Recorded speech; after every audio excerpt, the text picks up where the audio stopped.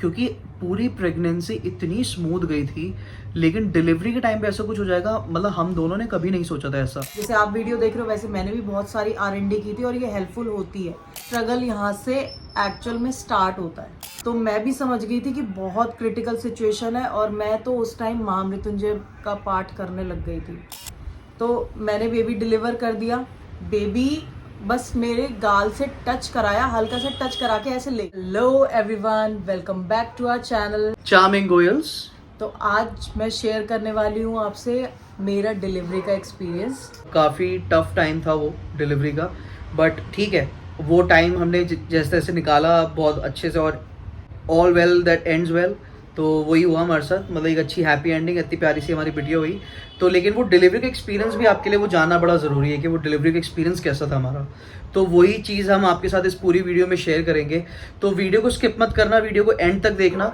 And I hope इस पूरे delivery experience को सुन के शायद आपके लिए कुछ वैल्यू निकले, आपके लिए कुछ बेनिफिट निकले, और आपको कुछ वैल्यूबल इन्फॉर्मेशन मिले जो आपको अपने डिलीवरी के टाइम पे शायद आप ध्यान में रखें उस चीज़ को। So without any further ado, let's get started.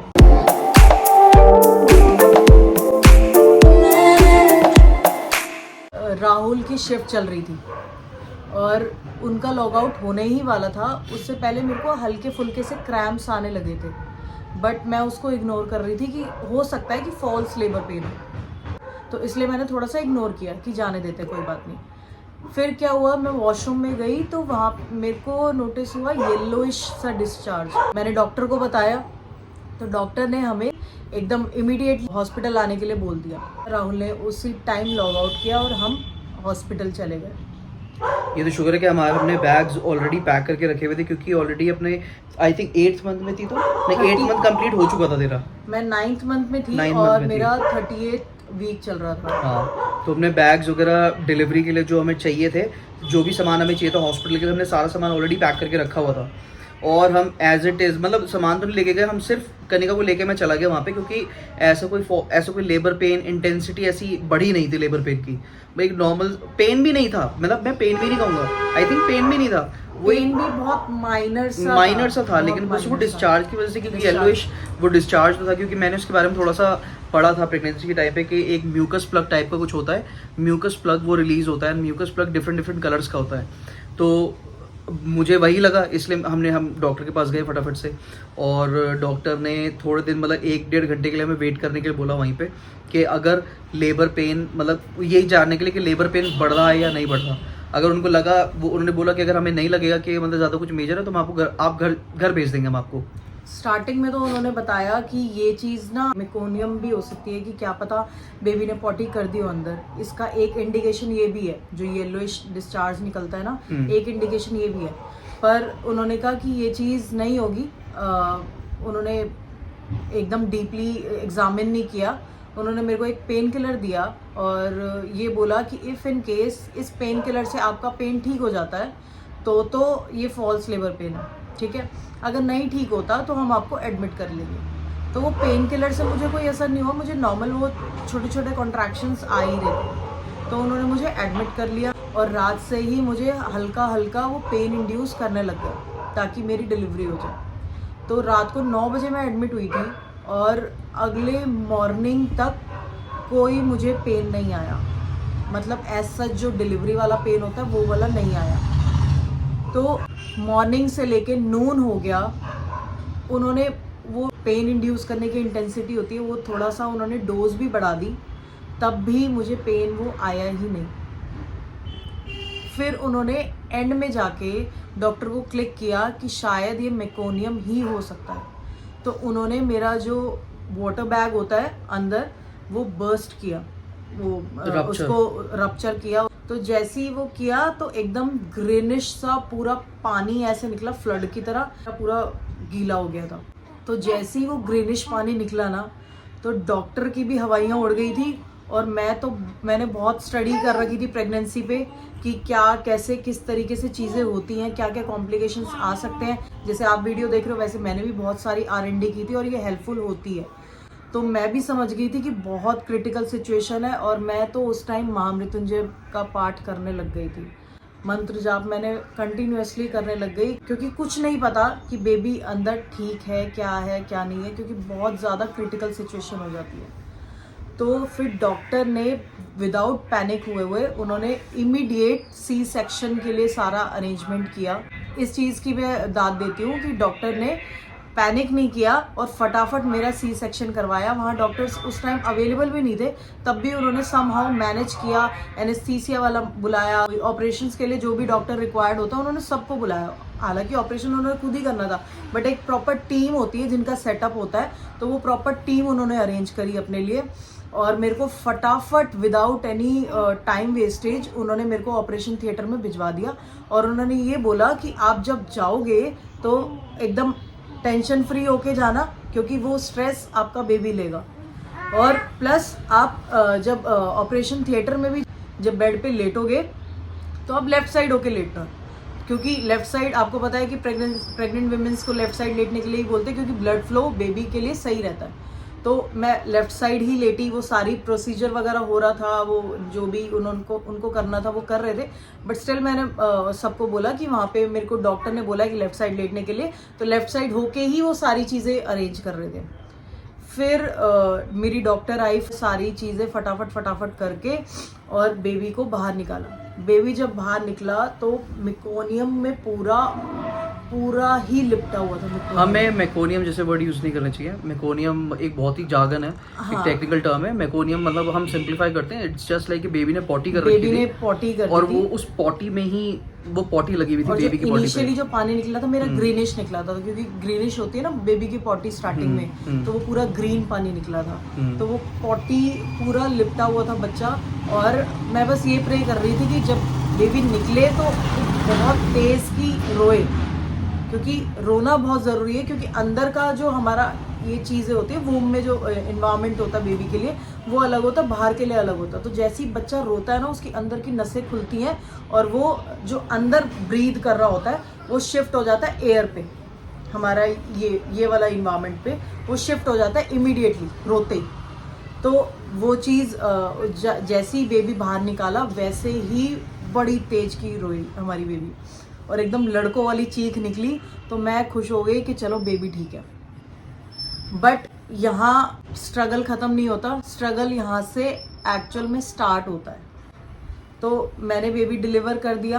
Baby बस मेरे गाल से टच कराया, हल्का से टच करा के ऐसे ले गए, और बेबी ऐसे डॉल की तरह हुई थी, डॉल की तरह प्रॉपर, क्योंकि उसका वेट अच्छा खासा था, फुल टर्म बेबी था, 38 वीक में हुआ था। तो उसको निकू में ले गए। फिर आगे की कहानी ये कंटिन्यू करेंगे। खैर हम तो मैं बाहर वेट कर रहा था ऑपरेशन थिएटर के, तो मैं तो बस प्रे कर रहा था कि मतलब जो भी हो दोनों ठीक हो, मतलब कनिका और बेबी दोनों एकदम ठीक हो, हेल्दी हो, क्योंकि एकदम इमरजेंसी वाली सिचुएशन थी जिसमें वो ओटी में लेके गए थे।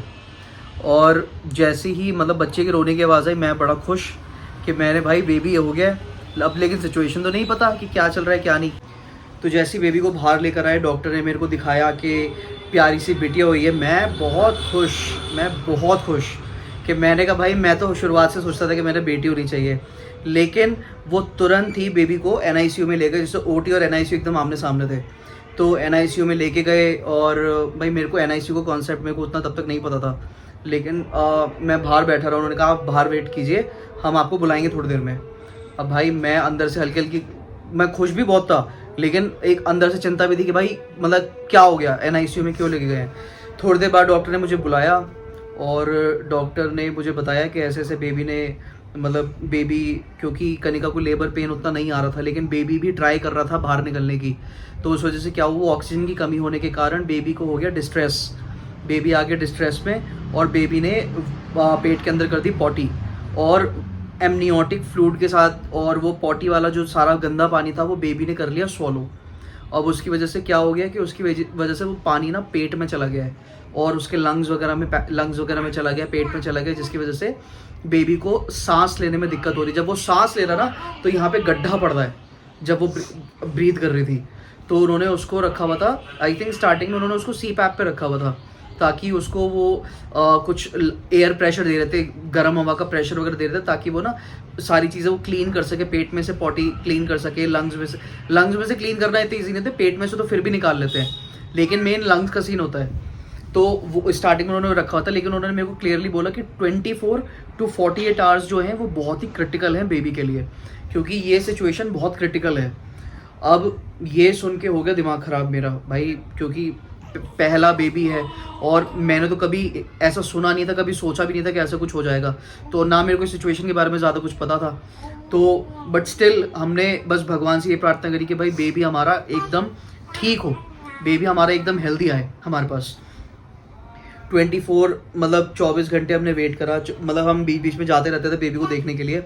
और फिर उन्होंने बीच में क्या हुआ कि बेबी की सिचुएशन है ना वर्सन हो रही थी, मतलब और ज़्यादा मतलब क्रिटिकल हो रही थी, ख़राब हो रही थी, तो उन्होंने उसके बाद बेबी को डाला वेंटिलेटर पे।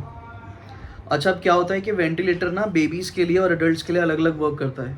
मतलब एडल्ट्स के लिए मतलब तो उन्होंने बोलता कि मैंने एक अपने दोस्त से ही पूछा था, चिंता करने की बात नहीं, उसने मुझे ये समझाया कि बेबी अगर वेंटिलेटर पे गया भी कोई बात नहीं, बेबीज़ के लिए स्टार्टिंग में हो जाता है कि बेबीज़ वेंटिलेटर पे जाते हैं, लेकिन ठीक होकर आ जाते हैं इस सिचुएशन में भी। लेकिन सिचुएशन क्रिटिकल थी अभी भी, तो भाई उसको ऑक्सीजन सपोर्ट पे डाला हुआ था। और मतलब जब मैं बेबी को NICU में देखने जाता था ना, मेरा मतलब देखा नहीं जाता था मेरे से, इतनी छोटी सी बेबी और वो वेंटिलेटर की पाइप जा रही है उसके मुंह में, और बेचारा उस बेड पे लेटा हुआ वो ब्रीथ कर रहा, तो यहाँ पे एकदम ऐसे ऐसे कर रहा है, मतलब गड्ढा पड़ रहा है यहाँ पे, लिटरली मैं देख सकता था उस चीज़ को। तो अच्छा आई थिंक 48 घंटे बाद ही एकदम से उन्होंने हमें रात को कॉल किया। रात को मैं कनिका के पास था, तो रात को उन्होंने मेरे को बुलाया NICU में, उन्होंने मेरे को बोला, हम दोनों ही थे हॉस्पिटल में। हाँ, और सिर्फ हम दोनों ही थे। रात का टाइम था ये, रात को आई थिंक 12 साढ़े 12 बजे की बात है, 12 साढ़े 12 बजे। तो उन्होंने मेरे पास NICU से कॉल आई, उन्होंने मेरे को बुलाया NICU में, और डॉक्टर ने मुझे बताया कि आपको है ना मतलब बेबी की सिचुएशन बहुत क्रिटिकल है, क्योंकि बेबी इस टाइम 100% ऑक्सीजन सपोर्ट पे, वेंटिलेटर पे, 100% से ऊपर तो कुछ होता नहीं, 100% ऑक्सीजन सपोर्ट पे है, लेकिन उसमें भी वो सैचुरेशन मेंटेन नहीं कर पा रहा। सैचुरेशन उसका 80-85 ही आ रहा है, जबकि 90 अबव होना चाहिए, 93-95 के अप्रॉक्स जाना चाहिए सैचुरेशन, लेकिन 100% ऑक्सीजन सपोर्ट के बाद भी वो नहीं आ रहा। तो डॉक्टर ने मुझे बोला कि बेबी की सिचुएशन बहुत क्रिटिकल है, एंड इस टाइम आपको इसको हाई फ्रिक्वेंसी वेंटिलेटर की ज़रूरत है और INO की ज़रूरत है, जो फैसिलिटी उस हॉस्पिटल में नहीं थी, बड़े बड़े हॉस्पिटल में भी नहीं थी। राहुल ने पता किया कॉल करके, तो डॉक्टर ने मुझे बोला कि आप मतलब है ना हॉस्पिटल्स, मतलब आप इसको किसी दूसरे हॉस्पिटल में शिफ्ट करना पड़ेगा, क्योंकि ये दोनों फैसिलिटीज़ हमारे पास नहीं है, और बच्चे को इन चीज़ों की सख्त ज़रूरत है इस टाइम पे, अदरवाइज़ बच्चे की कंडीशन बहुत जानलेवा थी, सही बताऊँ तो अब मैं उस टाइम अगर पैनिक करता तो शायद मैं चीज़ों को ढंग से सोच नहीं पाता, या मैं ढंग से एक्शन ले नहीं पाता, लेकिन मैंने अपने दिमाग को शांत रखा उस टाइम पे, और मैंने एक एक करके ना मैंने हॉस्पिटल्स में कॉल करना चालू करा जो नियर बाय के थे। तो मैंने काफ़ी बड़े बड़े हॉस्पिटलों में पता करा, तो कहीं पे बेड्स अवेलेबल नहीं थे NICU में, कहीं पे कोई INO अवेलेबल नहीं था, कहीं पे हाई फ्रिक्वेंसी वेंटिलेटर अवेलेबल नहीं था, तो ये सिचुएशन थी। बट फॉर्चुनेटली डॉक्टर ने मुझे एक हॉस्पिटल सजेस्ट करा, क्योंकि डॉक्टर्स भी ट्राई कर रहे थे अपने एंड से, तो उनको भी यही सेम जवाब मिल रहा था, लेकिन डॉक्टर ने अच्छा एकदम से उनको एक हॉस्पिटल याद आया, दिल्ली में ही एक रेनबो हॉस्पिटल है, तो मैंने कभी नाम भी नहीं सुना था इस हॉस्पिटल का। उन्होंने मुझे बताया कि इस हॉस्पिटल में आप एक बार पता करो, बच्चों का ही हॉस्पिटल है ये, मैटरनिटी एंड चाइल्ड हॉस्पिटल है। मैंने जैसे ही हॉस्पिटल में कॉल किया, मैंने बेबी की कंडीशन उनको समझाई, तो उन्होंने चेक करके उन्होंने मुझे फटाफट से बताया कि हाँ जी यहाँ पे बेड्स अवेलेबल हैं, और हमारे पास high frequency ventilator plus INO दोनों हैं। और मैंने भाई कुछ नहीं सोचा, मैंने उनको बोला कि आप यहाँ पे फटाफट से एम्बुलेंस भेजिए विद दी वेंटिलेटर सपोर्ट, क्योंकि बेबी की कंडीशन ऐसी नहीं है और हम ज़्यादा वेट नहीं कर सकते, हमने बेबी को इमीडिएटली यहाँ से शिफ्ट करना है। बस उसके बाद वहाँ से एम्बुलेंस आई है, रात को 1 या 1:30 बजे के आसपास बेबी को यहाँ से वेंटिलेटर सपोर्ट पे ले जाया गया एम्बुलेंस में। और एम्बुलेंस में भी जाता हुआ मैं बस प्रे कर रहा था, मैंने कहा क्योंकि ट्रांसपोर्टेशन का टाइम भी ना ईजी नहीं होता जब आपका पेशेंट वेंटिलेटर पे है, क्योंकि वेंटिलेटर पे कभी भी कुछ भी हो सकता है, आप मतलब कोई भरोसा नहीं है। तो क्योंकि मुझसे कंसेंट भी साइन कराया गया था कि ड्यूरिंग द ट्रांसपोर्टेशन भी बेबी को कुछ हो सकता है। एम्बुलेंस में बैठा हुआ मैं आगे ड्राइवर के साथ, मैं बस ये प्रे कर रहा था भगवान से कि बस मेरा बच्चा ठीक हो। जैसे ही हम हॉस्पिटल पहुंचे हैं बेबी एकदम ठीक था, उसको NICU में ले जाया गया है और हम बाहर बैठे हुए थे। फिर थोड़ी देर बाद डॉक्टर जो लेकर आए थे उनको एम्बुलेंस में, डॉक्टर ने हमें वहाँ पे काउंसलिंग के लिए बुलाया, ऐसी डिस्कशन करने के लिए। तो वहाँ पे डॉक्टर ने हमें बताया कि हमने इसको हाई फ्रिक्वेंसी वेंटिलेटर पर डाल दिया है, इसको INO वगैरह भी हम देंगे। और तो उन्होंने मेरे को सारी सिचुएशन समझाई कि देखो बेबी हम बेस्ट टू बेस्ट सारा ट्रीटमेंट दे रहे हैं। और मतलब इस सिचुएशन में ना ये क्या था, MAS था, मेकोनियम एस्पिरेटरी सिंड्रोम, ये चीज़ बेबी को हुई थी, बेसिकली पर्मिलरी हाइपरटेंशन, ठीक है, जिस चीज़ से हमारा बेबी सफ़र कर रहा था उस टाइम पे। कह रहे ये सिचुएशन रेयर नहीं है, ये सिचुएशन हो जाती है बच्चों के साथ, लेकिन इस केस में भी 25% मोर्टेलिटी रेट होता है कि 100 में से 75% बच्चे बच जाते हैं, 25% बच्चे नहीं भी बच पाते हैं। लेकिन हम अपनी तरफ से, उन्होंने बोला कि हम बेस्ट ट्राई करेंगे और आप घबराओ मत। डेली हमारा क्या होता था कि जैसे कनिका को दूसरे हॉस्पिटल से वहाँ से डिस्चार्ज करा के हम कनिका को घर पे भी नहीं लेकर आए, क्योंकि घर पे ला भी नहीं सकते थे, क्योंकि घर पे सारा बच्चे का सामान है, सब कुछ है। कनिका ने भी बोला कि भाई मैं बच्चे का सामान बिना बच्चे के घर पे नहीं जाऊँगी, क्योंकि बच्चे का सामान मैं वहाँ पे घर पे देखूंगी, मेरा मन ही नहीं लगेगा, मैं और स्ट्रेस में आ जाऊँगी। तो हम कनिका को वहाँ से डिस्चार्ज करा के हम सीधा उसको रेनबो हॉस्पिटल में लाए। वहीं पे बेड की फैसिलिटी थी, वहाँ पे हमने बेड अरेंज किया, कनिका को वहीं पे आराम करने दिया, वहीं पे ध्यान रखा।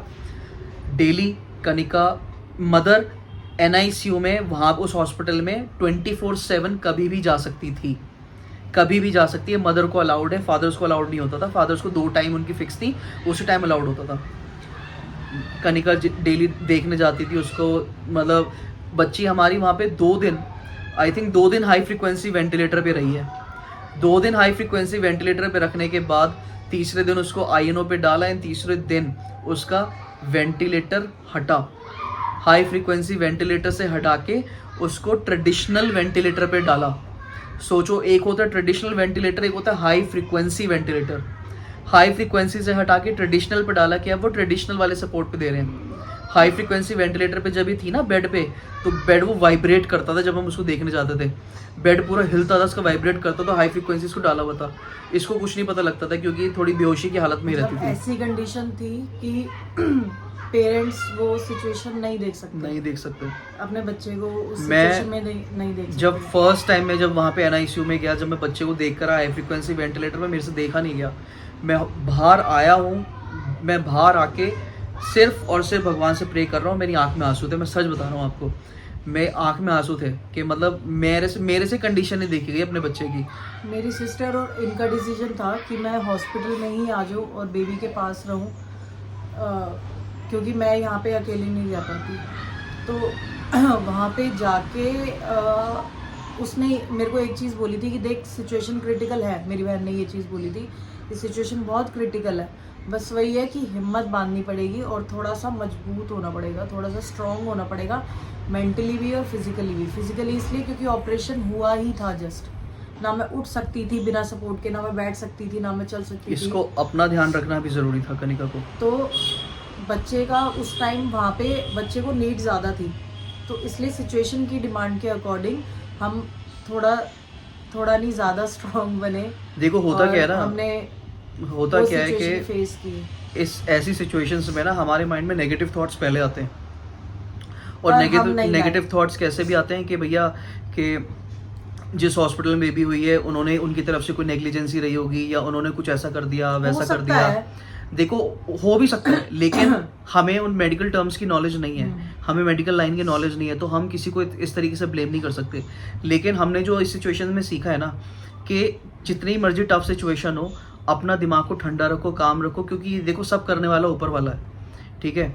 अगर ये चीज़ ऊपर वाले ने मतलब सोची कि मतलब बच्चे के साथ ये सब चीज़ें होगी तो वही उसको ठीक भी करेगा।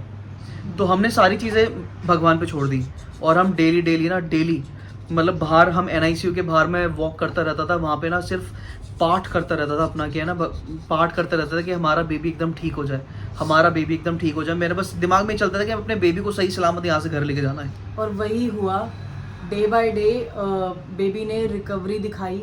मेडिसिन जारी थी, जो ट्रीटमेंट प्रॉपर हो रहा था उस पर अच्छे से रिस्पॉन्ड किया हमारे बेबी ने, क्योंकि फुल टर्म था, उसको एज सच कोई दिक्कत नहीं थी, बस वो पॉटी उसके अंदर चली गई थी जिससे कि उसको सांस लेने में दिक्कत हो रही थी, उसके अलावा कुछ नहीं था। तो इसलिए उसने स्पीडी रिकवरी दिखाई। स्पीडी रिकवरी में भी 10-11 दिन लग गए थे, तो हम 10-11 दिन वहीं रहे और बेबी को साथ में लेके ही आए। मतलब वो जो टाइम था, वो टाइम बहुत टफ टाइम था हमारे लिए, क्योंकि मैंने अपनी लाइफ में कभी ऐसी सिचुएशन देखी नहीं थी, ना मैंने कभी एक्सपेक्ट किया था कि ऐसा कुछ हो सकता है, क्योंकि पूरी प्रेगनेंसी इतनी स्मूथ गई थी, लेकिन डिलीवरी के टाइम पे ऐसा कुछ हो जाएगा, मतलब हम दोनों ने कभी नहीं सोचा था ऐसा। बट ठीक है, भगवान ने कुछ हमारे लिए सोचा होता है, कोई और जो भी चीज़ें होती है ना, उसके पीछे कुछ अच्छा ही होता है। मतलब एक बुरी बला आई, वो टल गई, भगवान ने इतना साथ दिया कि बेबी एकदम हेल्दी, अच्छे से हंसता हुआ हम उसको घर लेकर आए हैं। मतलब वो हाई फ्रिक्वेंसी वेंटिलेटर से हट के ट्रेडिशनल पे आया, उसको आईएनओ पे डाला, आईएनओ से डॉक्टर ने, बस हम वेट कर रहे थे कि डॉक्टर हमें कब ये बात बोलेगा कि your baby is out of danger. और जिस दिन डॉक्टर ने हमें बोला कि हमें बुलाया, कनिका को बोला, कनिका बेबी एकदम सेफ है, baby is out of danger, घबराने की ज़रूरत नहीं है, आप 1-2 दिन में एक दिन हम उसको और NICU में रखेंगे और उसके बाद हम इसको आपको दे देंगे। तो हमने वहीं पे हमने एक रूम लिया उसी हॉस्पिटल में, वहाँ पे बेबी को उन्होंने शिफ्ट किया। हम 2-3 दिन बेबी के साथ रहे, हमने टाइम स्पेंड किया। रीज़न बीइंग क्योंकि इतने दिन से बेबी NICU में था, 2-3 दिन टाइम स्पेंड जो हमने बेबी के साथ किया, हमें भी थोड़ा बेबी का रूटीन पता लगा कि बेबी के साथ कैसे हमें रहना है। ठीक है, बहुत चीज़ें होती हैं यार उसके अंदर, चाहे वो बेबी की ब्रेस्ट फीडिंग हो, बेबी का डायपर चेंज हो, बेबी को दवाइयाँ कैसे देनी है, बेबी को दूध कैसे पिलाना है, हर चीज़ है। तो वो 2-3 दिन में भी ना थोड़ी सी हमें भी प्रैक्टिस में, because being a new parents हमें भी 10 सवाल होते हैं हमारे मन के अंदर कि बेबी के साथ कैसे रहेंगे कैसे नहीं। बट वो डिलीवरी का टाइम जो निकला है बहुत टफ टाइम था, लेकिन बाय गॉड्स ग्रेस अच्छे से निकल गया और बेबी हमारा एकदम सेफ हमारे हाथों में आया। हम बेबी को वहाँ से हॉस्पिटल से डिस्चार्ज करा के घर पे लेकर आए। घर वालों ने इतना प्यारा अरेंजमेंट कर रखा था, जैसे ही हम घर पे पहुँचे हैं उन्होंने नीचे ढोल वगैरह, और नीचे जैसी हमारी गाड़ी आके रुकी है वहीं ढोल बजना चालू करके नीचे, मतलब सभी इतना खुश थे। और हम बेबी को घर पे लेकर आए हैं और बस तब से देखो छुटंकी आपको दिख ही रही है यहाँ पे। और राहुल की सारी पैटर्निटी लीव्स हॉस्पिटल में ही एग्जॉस्ट हो गई। ऑफिस से 10 दिन की पैटर्निटी लीव मिली थी, सारी लीव हॉस्पिटल में ही एग्जॉस्ट हो गई। बट कोई मेरे को उसका गिल्ट नहीं है, कोई कुछ नहीं है। रीज़न क्योंकि भाई मेरे को चाहिए कि मेरा बच्चा, मेरी बीवी दोनों सेफ हों, दोनों हेल्दी हों, इसके अलावा मेरे को और कुछ नहीं चाहिए था। लीव्स वगैरह तो कुछ नहीं है इन सब चीज़ों के आगे। तो मतलब यही था एक्सपीरियंस हमारा इस पूरी डिलीवरी का। बहुत अप्स एंड डाउन्स देखे हमने इसमें, लेकिन एट दी एंड एक अच्छी एंडिंग थी, एक अच्छा रिजल्ट हमें मिला, एक अच्छा सा प्यारा सा बेबी हमारे पास आया। और क्या चाहिए आपको? बेबी का नाम है त्रिशिका गोयल।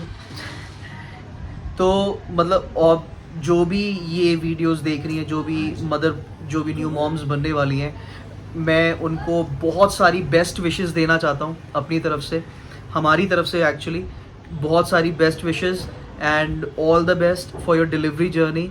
आपकी डिलीवरी एकदम अच्छे से हो, हेल्दी हो और प्यारे से बेबी को आप बर्थ दो। और आगे भी वीडियोस आती रहेंगी, मैं अपनी प्रेगनेंसी जर्नी से रिलेटेड भी एक वीडियो बनाऊंगी। हमारी वीडियो आपको पसंद आई है तो please like share and comment. And कोई आपकी क्वेश्चंस वगैरह हो प्रेगनेंसी से रिलेटेड, डिलीवरी से रिलेटेड, तो आप वो हमसे पूछ सकते हैं, क्योंकि because we have gone through that journey. And हमारे चैनल को प्लीज़ सब्सक्राइब कीजिए। मतलब हम देखते हैं भाई, अपना एनालिटिक्स भी हम देखते हैं, तो मतलब काफ़ी सारे लोग हमारी वीडियो देख रहे हैं लेकिन हमारे चैनल को सब्सक्राइब नहीं कर रहे। So please do subscribe our channel, हमें बहुत मोटिवेशन उससे मिलती है। एक बटन दबाना है सिर्फ सब्सक्राइब का। एंड ऐसी वीडियोस के लिए, रेगुलर नोटिफिकेशंस के लिए आप please press the bell icon. And ऐसी वीडियोस हम दोबारा आपके साथ और लाते रहेंगे, बेबी से रिलेटेड। और भी कोई वीडियो आप चाहते हो कि हम बनाएं आपके लिए, तो प्लीज़ हमें कमेंट में ज़रूर लिखिए and will make a video on it. ठीक है, तो मिलते हैं आपसे अपनी अगली वीडियो में। तब तक के लिए बाय बाय। त्रिशिका की तरफ से भी बाय बाय।